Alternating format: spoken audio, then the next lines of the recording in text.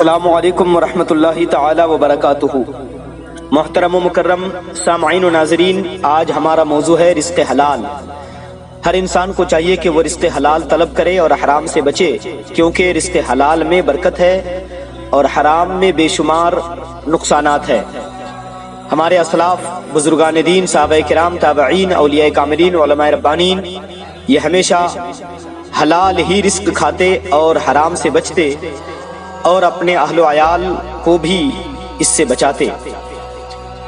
آخر تک آپ سماعت کریں۔ نحمدہ و نصلی علی رسولہ الکریم۔ اعوذ باللہ من الشیطان الرجیم۔ ان اللہ و ملائکتہ یصلون علی النبی یا ایھا الذین آمنوا صلوا علیہ وسلموا تسلیما۔ اللہم صل علی سیدنا مولانا محمد بارک وسلم صلوا علیہ صلاۃ و سلام علیک یا رسول اللہ صلی اللہ تعالی علیہ وسلم۔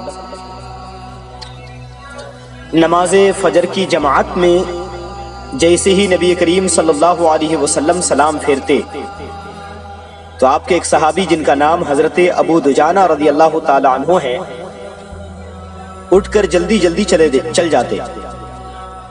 باقی صحابہ کرام رضی اللہ تعالی عنہ محفل نبوی میں کچھ دیر بیٹھے رہتے۔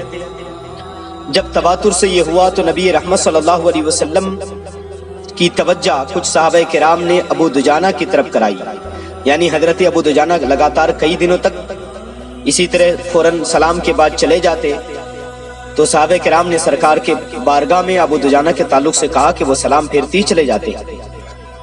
تو اگلے دن سرکار دو عالم صلی اللہ علیہ وسلم نے سلام پھیرنے کے بعد ابو دجانہ کو آواز دی، اے ابو دجانہ۔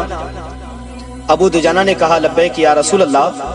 نبی رحمت صلی اللہ علیہ وسلم نے پوچھا، دریافت کیا، کیا بات ہے کہ آج کل سلام پھیرتے ہی مسجد سے نکل جاتے ہو؟ حضرت ابو دجانہ رضی اللہ تعالی عنہ نے کہا، اے اللہ کے نبی، کھجور کی فصل پک رہی ہے، میرے پڑوسی کے گھر میں لگے کھجور کے درخت کی کچھ شاخیں میرے گھر کے اوپر ہیں۔ رات میں پرندوں کی وجہ سے کچھ پکی کھجوریں میرے گھر کے صحن میں گر جاتی ہیں۔ میں اس لیے نماز کے بعد جلدی کرتا ہوں کہ بچوں کے جاگنے سے پہلے وہ کھجوریں سمیٹ کر پڑوسی کے صحن میں رکھ دوں، کہیں میرے بچے بچپن کی لا علمی میں وہ مال نہ کھا لیں جو ان کے لیے جائز نہیں۔ تو نبی کریم صلی اللہ علیہ وسلم نے کہا، اے ابو دجانہ، تمہیں بشارت ہو، اللہ تبارک و تعالی تمہاری اس ادا سے اتنا خوش ہوا کہ اللہ تعالیٰ تمہارے لیے جنت کی بشارت عطا فرماتا ہے۔ سبحان اللہ۔ زمین انسان کے رزق کا مسکن ہے، اس میں اپنے اہل اور عیال کے رزاق نہیں ہوتے انسان، بلکہ رزاق تو اللہ تعالیٰ ہے۔